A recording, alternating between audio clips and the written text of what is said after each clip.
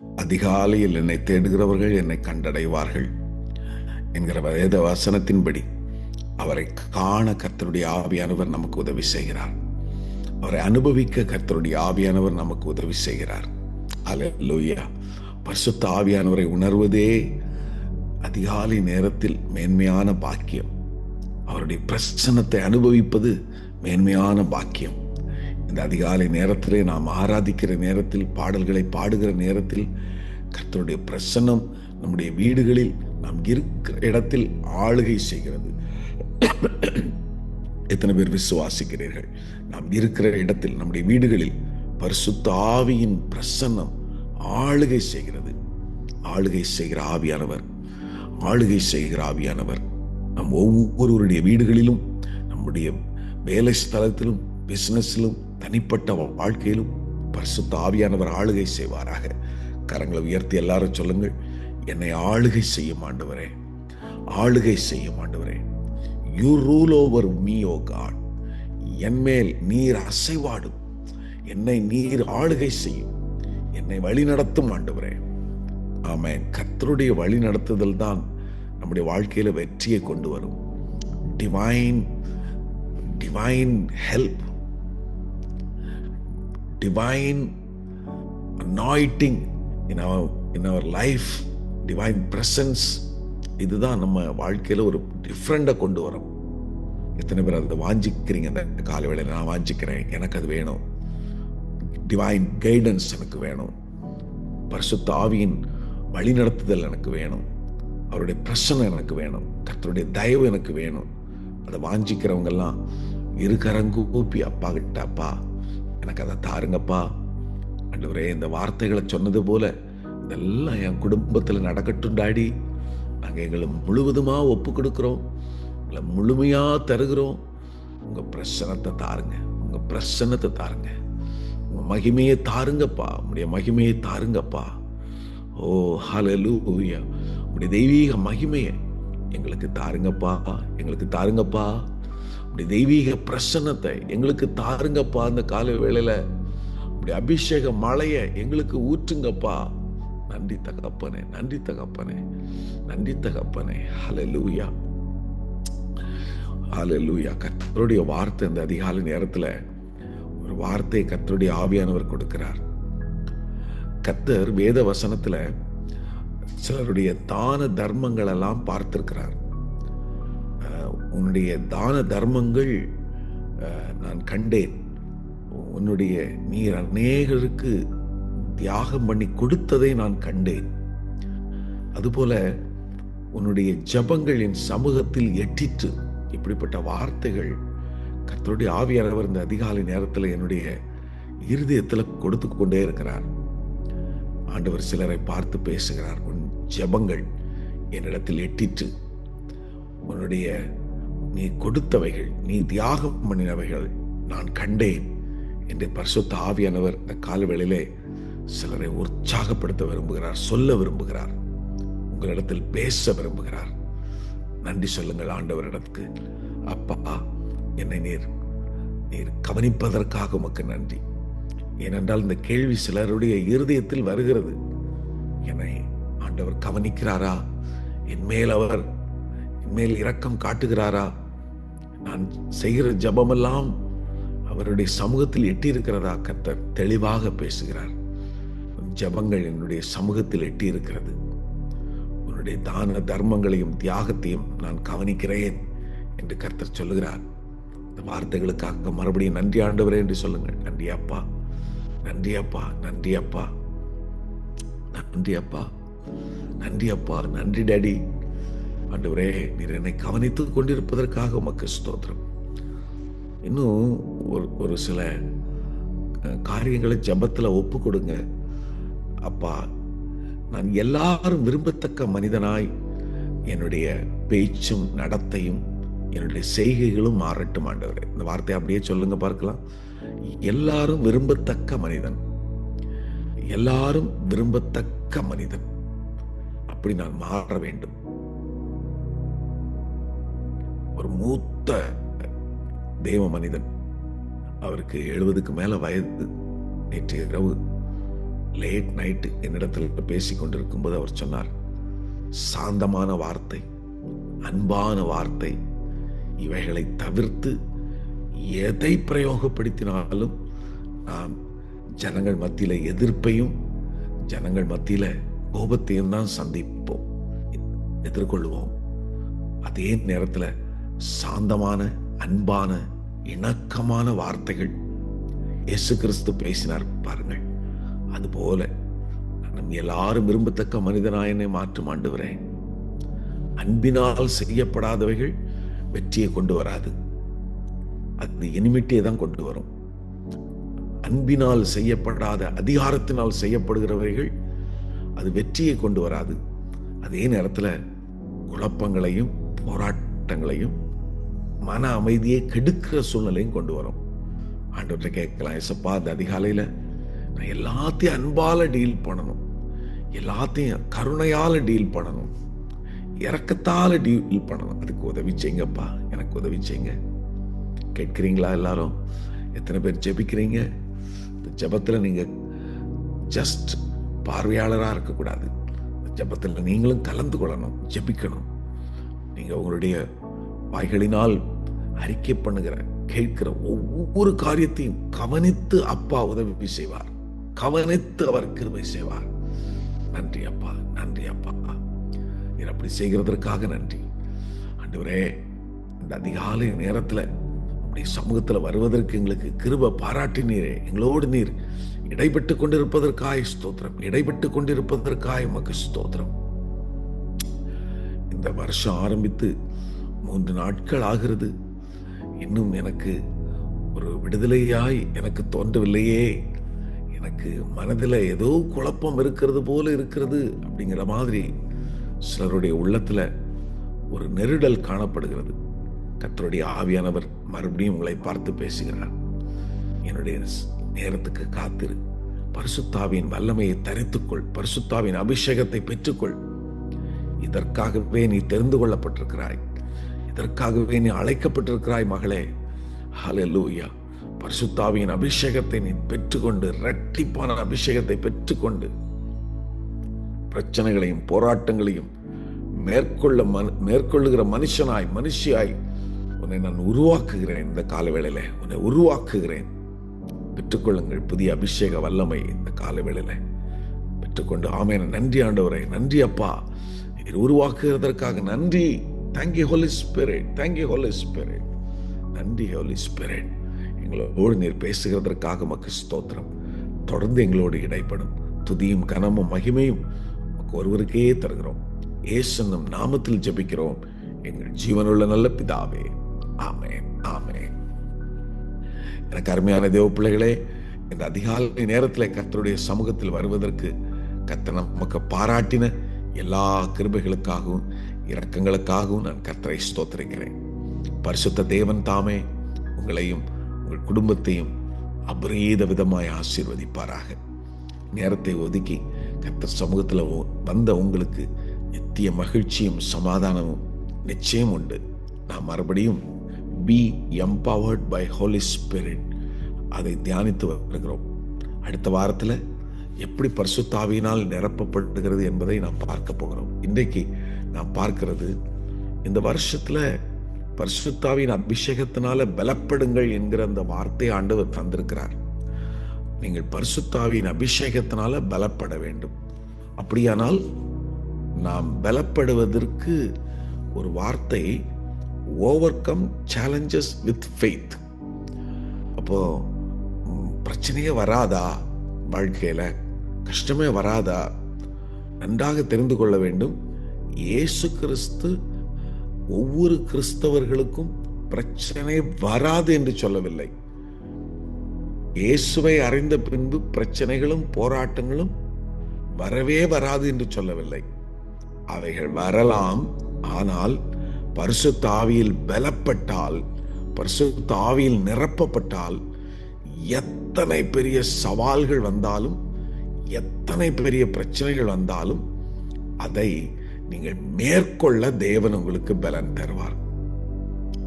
நேற்றிரவு ஒரு அருமையான தேவ மனுஷனோடு பேசிக் கொண்டிருக்கிற ஒரு அருமையான பாக்கியத்தை கற்றுக் கொடுத்தார். அப்பொழுது அவர் ஒரு காரியத்தை சொன்னார். இப்பொழுது வருகிற பிரச்சனைகளையும் போராட்டத்தையும் ஒரு சிரித்த முகத்தோடு, பரவாயில்லை, கொஞ்சம் பொறுமையாய் டீல் பண்ணிப்பார் என்னிடத்தில் சொன்னார் அவர். கொஞ்சம் பொறுமையாகவும் அமைதியாகவும் இருந்து பார்.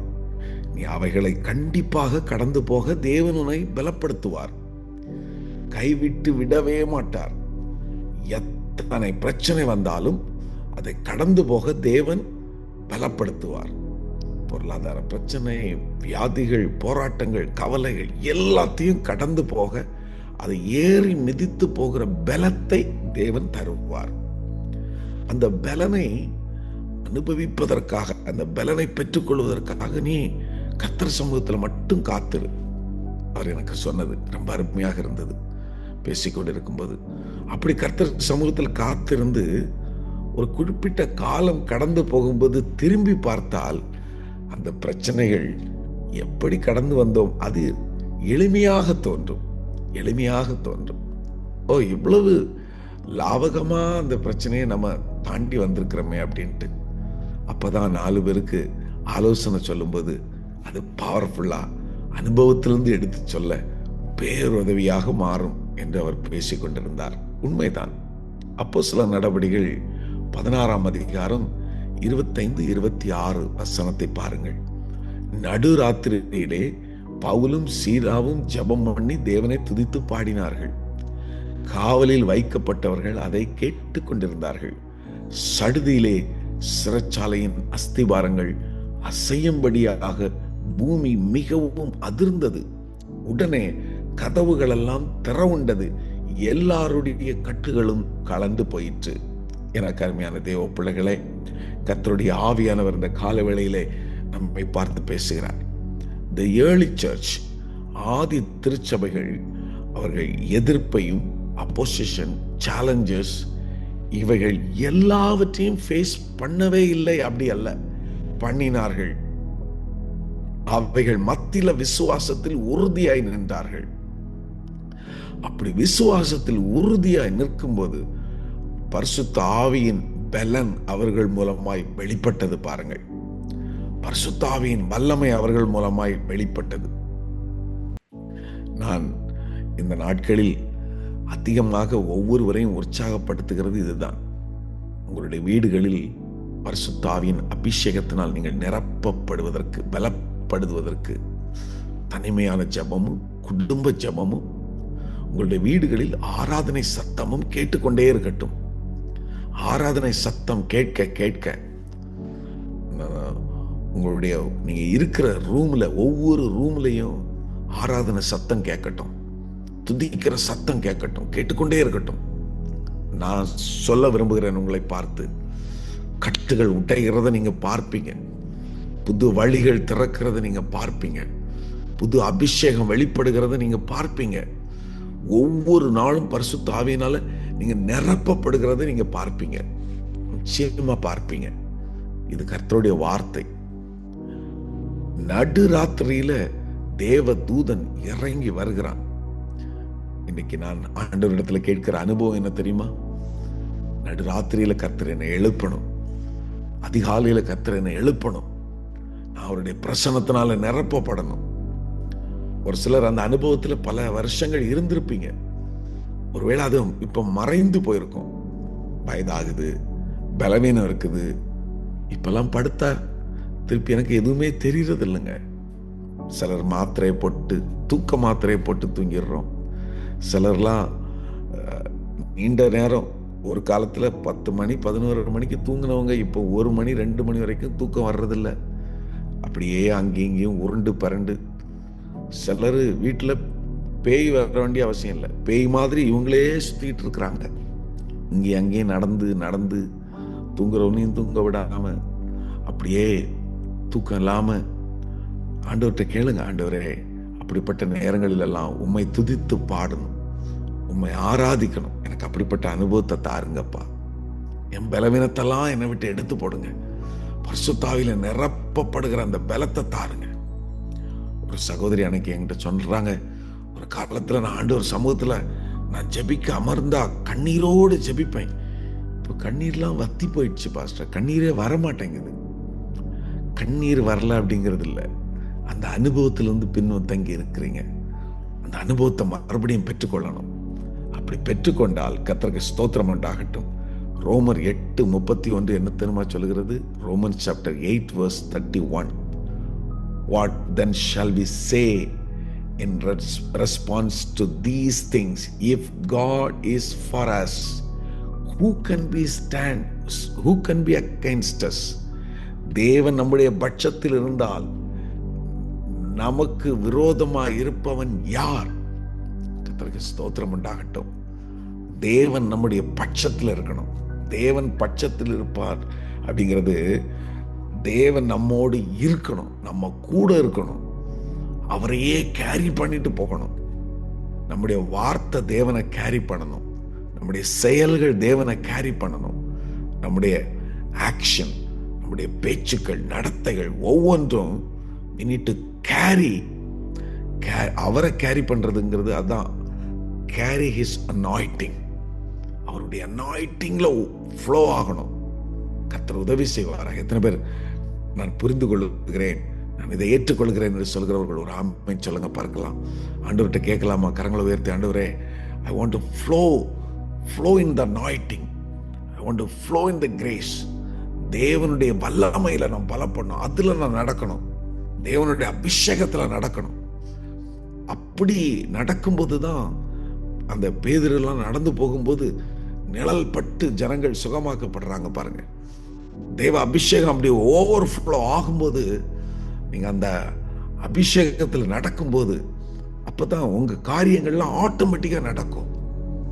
அப்படியே சர்வ சாதாரணமா நடந்துகிட்டு இருக்கும். கர்த்தருக்கு ஸ்தோத்திரம் உண்டாகட்டும். நேற்று எனக்கு ஒரு தேவை இருந்தது. இந்த தேவைக்காக நான் ஒரு இடத்துக்கு போனேன். இடத்துல போய் அதற்கு முன்னாடி அதே காரியத்தை பேசுறதுக்கு 9 பேர் போயிருக்கிறாங்க. கிட்டத்தட்ட 7 நாட்களாக பேச்சுவார்த்தை நடக்குது. 7 நாட்களாக நெகோசியேஷன் நடக்குது, பேச்சுவார்த்தை நடக்குது, எல்லாம் நடக்குது. எதுவும் ஆகலை. நானும் சொன்னேன், நீங்க பேசுங்க பாருங்க, டெய்லி கேட்டுட்டே இருந்தேன். எத்தனை சொன்னேன், சரி நான் வர்றேன், பார்க்கலாம், போய் பார்க்கலாம் அப்படின்னு சொல்லிட்டு போனேன். என்னைய பார்த்த உடனே அவங்க, ஓகே சார், பரவாயில்ல சார், செஞ்சிடுறேன் சார். வெளியில் வந்தோடனே என் கூட வந்தவங்க கேட்டாங்க, எப்படி பாஸ்டர் 7 நாள் இத்தனை போராட்டம் நாங்கள் போராடினோம், நாங்கள் போராடிட்டே இருந்தோம். நான் சொன்னேன், அபிஷேகத்தில் நடங்க, அபிஷேகத்தில் ஓவர்ஃப்ளோ ஆகுங்க. நீங்கள் போகிற இடத்துல கர்த்தருடைய ஆவியானவர் கிரியை செய்யணும். என் மனசுக்குள்ளே ஜெபிச்சு கொண்டே வந்தேன். ஆண்டவரே, இந்த காரியத்தை இன்னைக்கு முடிவு தந்துருங்க, இந்த காரியத்தை எனக்கு நடத்தி கொடுத்துருங்க. அதுதாங்க அபிஷேகத்தில் நீங்கள் நடந்தீங்கன்னா மற்றவர்களால் செய்ய முடியாததை நீங்கள் செய்து முடிப்பீங்க. நீங்கள் வல்லமையில் நிரப்பப்பட்டிருந்தீங்க அப்படின்னா எல்லாரும் முடியாதுங்கிறத நீங்கள் முடித்து காட்டுவீங்க.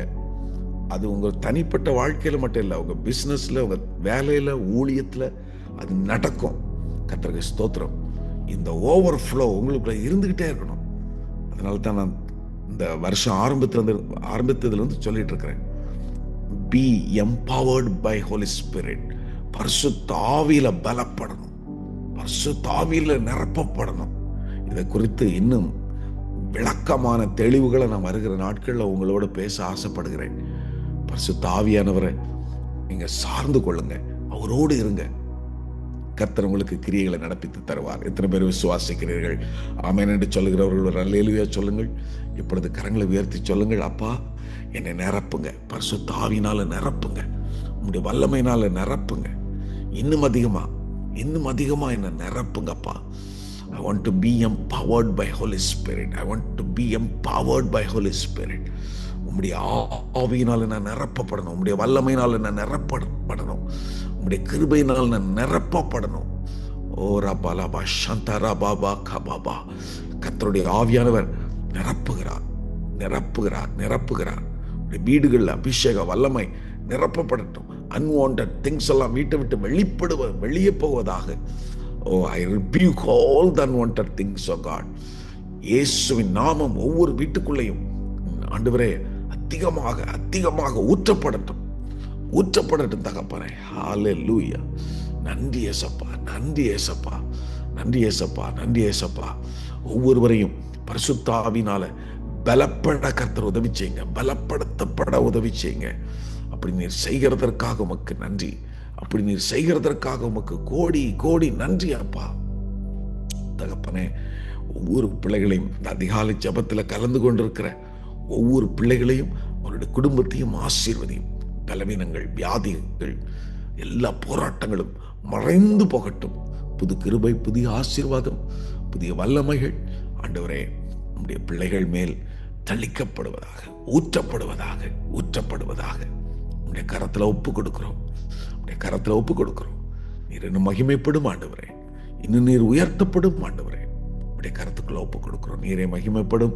எல்லா துதியும் கனமும் மகிமையும் நாங்கள் உமக்கு ஒருவருக்கே செலுத்துகிறோம். நாளை தினத்தில் உலகம் எல்லாம் நடக்கிற ஆராதனைகளை ஆசீர்வதியும். இயேசுவின் நாமத்தில் ஜெபிக்கிறோம் எங்கள் ஜீவனுள்ள நல்ல பிதாவே. ஆமென், ஆமென், ஆமென். என் ஆத்துமாவே கர்த்தரை ஸ்தோத்திரி, என் முழுவதுமே பரிசுத்த நாமத்தை ஸ்தோத்திரி. என் ஆத்துமாவே கர்த்தரை ஸ்தோத்திரி, கர்த்தர் செய்த சகல உபகாரங்களையும் மறவாதே. ஆமென், ஆமென்.